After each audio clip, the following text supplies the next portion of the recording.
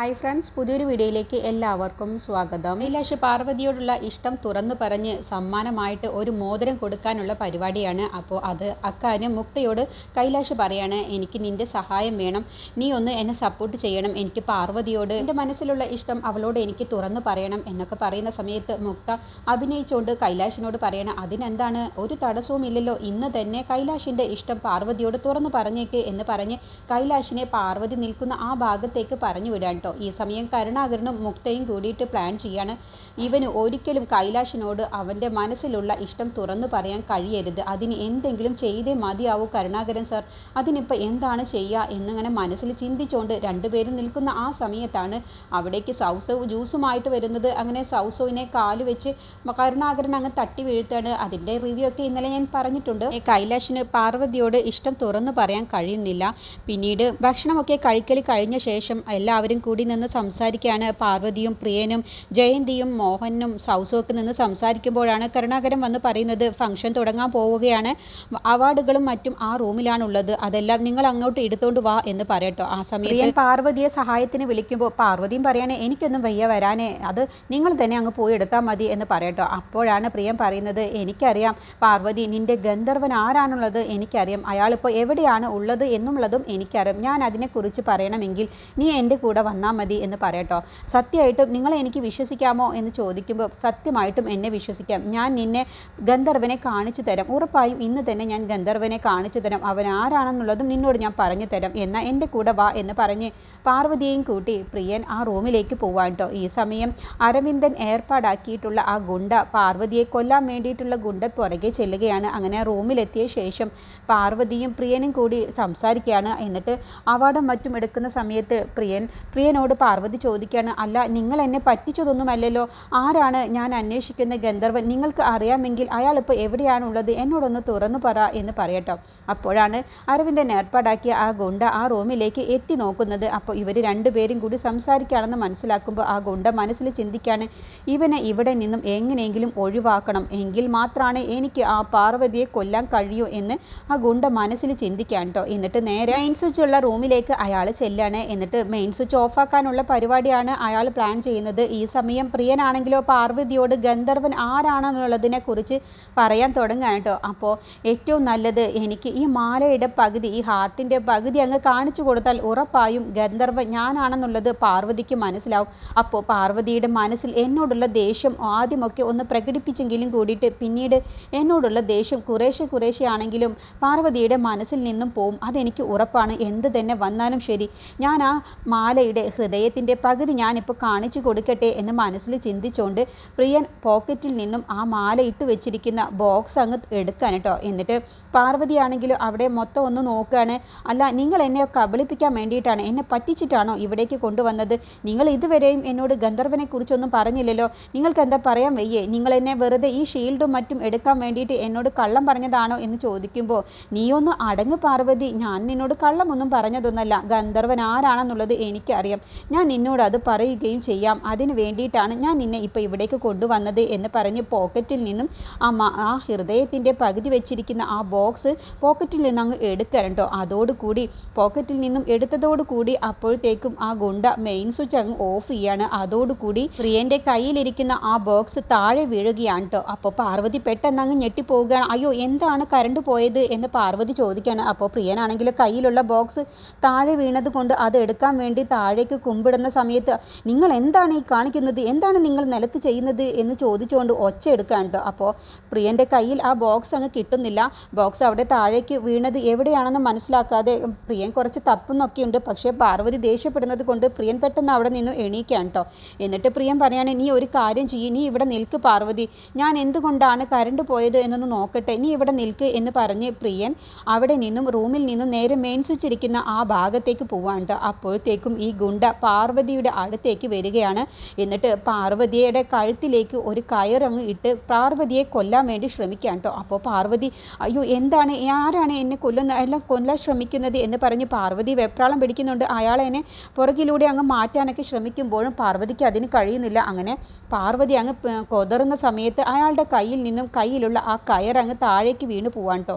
എന്നിട്ട് പാർവതി അങ്ങ് ഒച്ചയെടുക്കുകയാണ്, അയ്യോ രക്ഷിക്കണ ഓടി വാ എന്ന് പറഞ്ഞങ്ങ് ഒച്ചയെടുക്കാൻ വേണ്ടി നിൽക്കുമ്പോൾ അപ്പോഴത്തേക്കും ആ ഗുണ്ട വീണ്ടും പാർവതിയുടെ വായ അങ്ങ് പൊത്തി പിടിക്കുകയാണ്.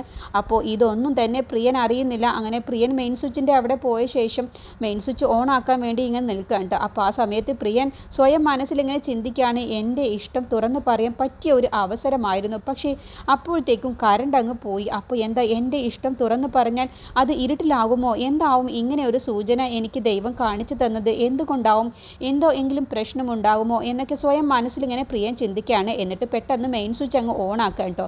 അതോടുകൂടി കറണ്ട് വന്നതോടുകൂടി ആ ഗുണ്ട പാർവതിയെ ഒരു തള്ളങ്ങ് വെച്ച് കൊടുത്ത് അവിടെ നിന്ന് ഓടിപ്പോവാണ് കേട്ടോ. എന്നിട്ട് പ്രിയൻ അപ്പോഴത്തേക്കും റൂമിലേക്ക് വരികയാണ്. അപ്പോൾ ആ ഗുണ്ട അവിടെ മറഞ്ഞു നിൽക്കുന്നുണ്ടാവും. എന്നിട്ട് പാർവതി ആണെങ്കിൽ അവിടെ വീണ ഉടനെ തന്നെ ആ ഗുണ്ടയെ കാണാനും പറ്റുന്നില്ല. അങ്ങനെ പെട്ടെന്ന് പ്രിയൻ പാർവതിയെ എണീപ്പിക്കുകയാണ്. എന്നിട്ട് നിങ്ങൾ എൻ്റെ ദേഹത്ത് തൊട്ടു പോവരുത് എന്നങ്ങ് പറയട്ടെ. അപ്പോൾ ആ സമയത്താണ് പ്രിയൻ പെട്ടെന്ന് അങ്ങോട്ട് നോക്കുന്ന സമയത്ത് ഒരാൾ അവിടെ നിന്നും കടന്നു പോകുന്നത് പ്രിയൻ കാണുന്നത്. അപ്പോൾ കറുത്ത ഡ്രസ്സിട്ട് ഒരാൾ കടന്നു പോകുന്നത് പ്രിയൻ കാണുകയാണ്. അപ്പോൾ പെട്ടെന്ന് എന്താണ് ഇവിടെ സംഭവിച്ചത് എന്ന് പ്രിയൻ മനസ്സിൽ ചിന്തിക്കാൻ കേട്ടോ. എന്നിട്ട് പാർവതി പ്രിയൻ്റെ കരണം നോക്കി ഒന്നങ്ങ് പൊട്ടിക്കുകയാണ്. നിങ്ങളൊരു വഷളനാണെന്നുള്ളത് എനിക്കറിയാം, പക്ഷേ നിങ്ങൾ എന്നെ ചതിക്കാനാണ് ഇവിടേക്ക് കൊണ്ടുവന്നത് എന്നുള്ളത് എനിക്ക് മനസ്സിലായില്ല. നിങ്ങളെ ഒരിക്കലും വിശ്വസിക്കാൻ പാടില്ലായിരുന്നു, അത് എനിക്ക് പറ്റിയ തെറ്റാണെന്നും പറഞ്ഞ് പാർവതി പ്രിയൻ്റെ നേരെ ദേഷ്യം പെട്ടിട്ട് അവിടെ നിന്നും അങ്ങ് പോവാണ് കേട്ടോ. അങ്ങനെ പ്രിയന് വീണ്ടും ഞാനാണ് ഗന്ധർവൻ എന്ന് പറയാനുള്ള അവസരം നഷ്ടപ്പെട്ടു പോവുകയും പാർവതിക്ക് പ്രിയനോടുള്ള ദേഷ്യം ഇരട്ടിക്കുകയും ചെയ്യുകയാണ് കേട്ടോ. അങ്ങനെ അവിടെ നിലത്ത് കിടക്കുന്ന ആ ബോക്സ് പ്രിയൻ കാണുകയാണ്. എന്നിട്ട് പെട്ടെന്ന് തന്നെ പ്രിയൻ ആ ബോക്സ് എടുത്ത് പോക്കറ്റിലേക്ക് തന്നെ വെക്കുകയാണ് കേട്ടോ.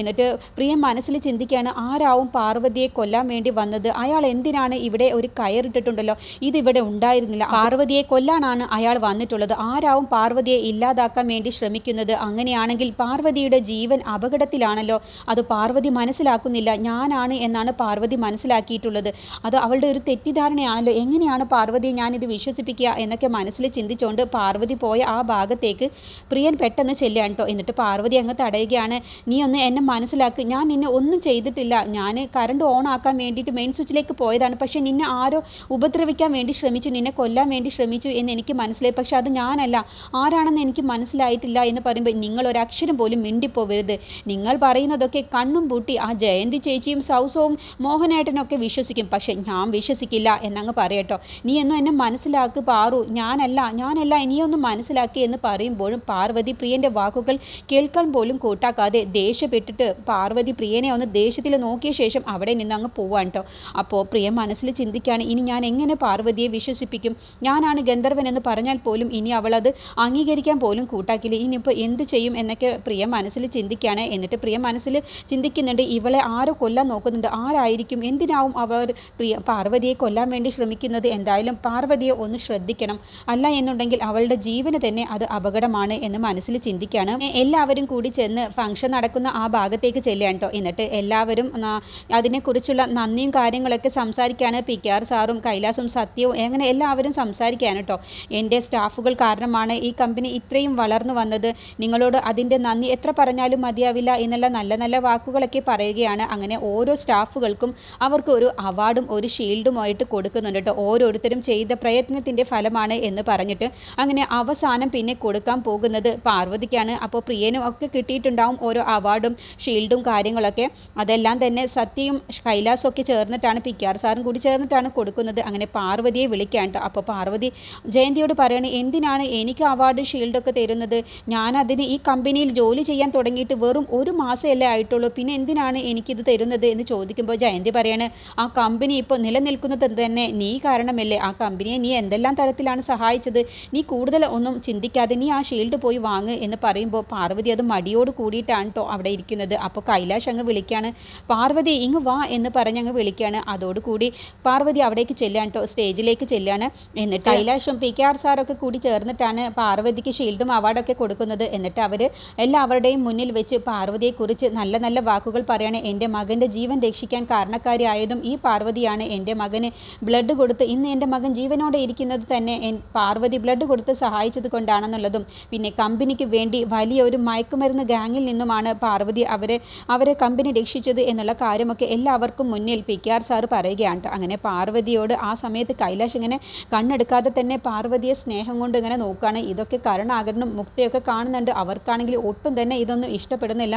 പാർവതിയെ ഇങ്ങനെ എല്ലാവരും അഭിനന്ദന വാക്കുകളോ അഭിനന്ദിക്കുന്നതൊക്കെ കാണുന്ന സമയത്ത് അവരിങ്ങനെ ദേഷ്യത്തോട് കൂടിയിട്ടാണ് കേട്ടോ ഇരിക്കുന്നത്.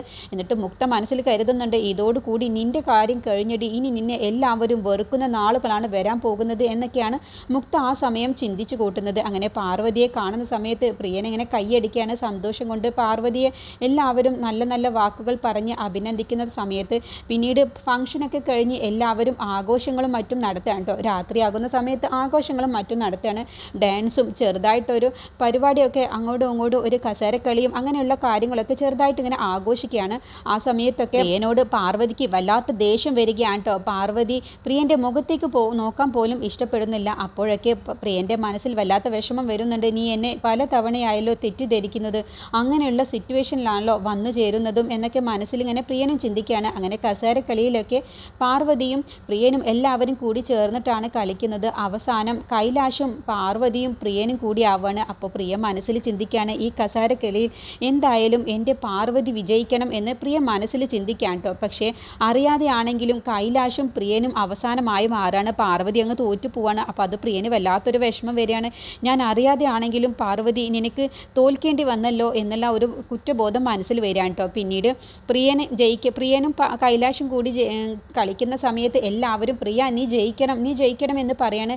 പക്ഷേ പാർവതി മാത്രം കൈലാസ് സാർ ജയിക്കണം എന്ന് പറയുന്ന സമയത്ത് പ്രിയ മനസ്സിൽ ചിന്തിക്കാണ്, പാർവതിക്ക് ഇഷ്ടം കൈലാസ് ജയിക്കുന്നതാണ്, അതുകൊണ്ട് കൈലാഷ് തന്നെ ഇതിൽ ജയിക്കണം എന്ന് മനസ്സിൽ ചിന്തിച്ചുകൊണ്ട് പ്രിയൻ ആ കസേരക്കളിയിൽ കൈലാഷിന് തന്നെ ആ കസേര വിട്ടുകൊടുക്കാൻ കേട്ടോ. അതോടുകൂടി പാർവതിക്ക് വല്ലാത്ത സന്തോഷം വരെയാണ്. കൈലാഷ് സാർ ജയിച്ചു എന്ന് പറഞ്ഞ് ചാടിത്തുള്ളുകയാണ്. അത് കാണുന്ന സമയത്ത് പ്രിയന് ഒരുപാട് സന്തോഷമാവാണ്. എൻ്റെ പാർവതിയുടെ മനസ്സ് നിറഞ്ഞല്ലോ, അത് മതി എന്നുള്ള ഭാവത്തിൽ. അപ്പോൾ ജയന്തിയും മോഹനും സൗസും എന്തിനാണ് വെറുതെ കൈലാഷ് സാറിന് വെറുതെ വിട്ടുകൊടുത്തത്? പ്രിയ നീ തന്നെയാണല്ലോ ജയിക്കേണ്ടിയിരുന്നത്, പിന്നെ എന്തിനാണ് നീ വിട്ടുകൊടുത്തത് എന്ന് ചോദിക്കുമ്പോൾ മോഹനോട് ഞാൻ പറയാണ്, പാർവതിക്ക് ഇഷ്ടം കൈലാഷ് ജയിക്കുന്നതായിരുന്നു, എൻ്റെ പാർവതിക്ക് വേണ്ടിയിട്ടാണ് ഞാനത് വിട്ടുകൊടുത്തത് എന്ന് പറയട്ടെ. അപ്പോൾ മോഹൻ്റെ മനസ്സിൽ അപ്പോൾ പ്രിയന് പാർവതിയോട് ഇഷ്ടമുണ്ടോ എന്നൊരു സംശയം വരികയാണ്. അങ്ങനെ എല്ലാവരും കൂടി പിന്നെ പാട്ടും ഡാൻസും കാര്യങ്ങളൊക്കെ ആയിട്ട് ഇങ്ങനെ കൂടുകയാണ് കേട്ടോ.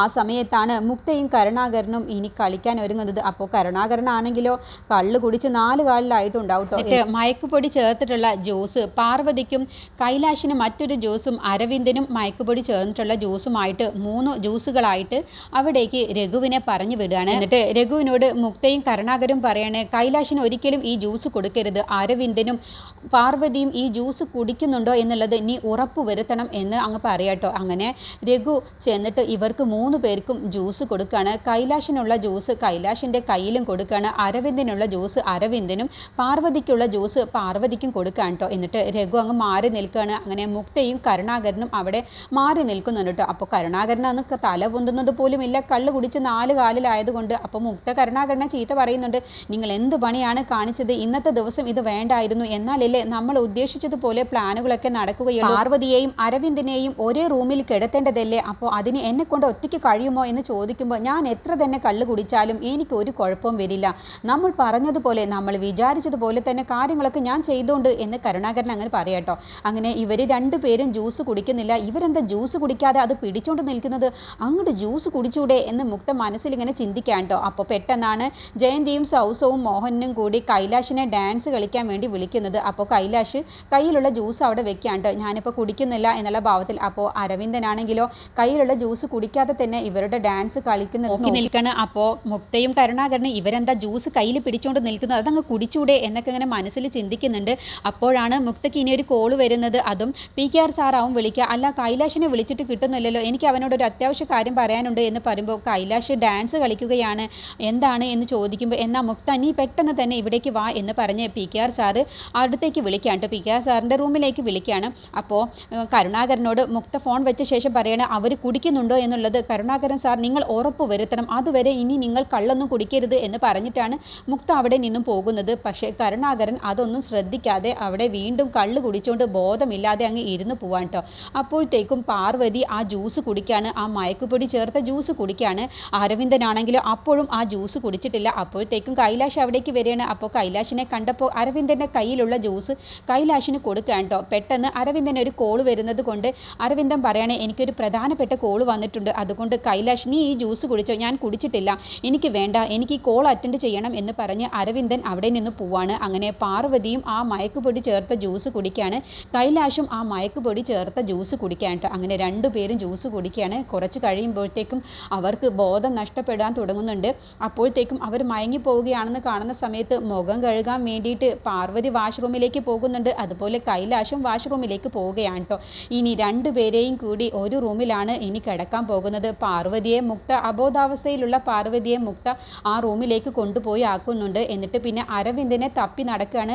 അരവിന്ദൻ ജ്യൂസ് കുടിച്ചിട്ടുണ്ട് എന്നുള്ള ആ ഒരു കണക്കിലാണ് കേട്ടോ മുക്ത അരവിന്ദനെ തപ്പി നടക്കുന്നത്. പക്ഷേ അപ്പോഴത്തേക്കും കൈലാഷ് പാർവതി കിടക്കുന്ന ആ റൂമിലേക്ക് എങ്ങനെയൊക്കെയോ ചെന്നെത്തുകയാണ്. എന്നിട്ട് പാർവതിയുമായിട്ട് അങ്ങ് ഒന്നു ചേരുകയാണ് കേട്ടോ. കൈലാഷ് അറിയാതെ പാർവതിയും അറിയാതെ രണ്ടുപേരും അങ്ങ് ഒന്നു ചേരുകയാണ്. അങ്ങനെ കൈലാഷിൽ നിന്നും പാർവതി ഇനി ഗർഭിണിയാവുകയാണ്. അതിൻ്റെ വിശദമായിട്ടുള്ള റിവ്യൂ ഞാൻ അപ്ലോഡ് ചെയ്യുന്നതാണ്.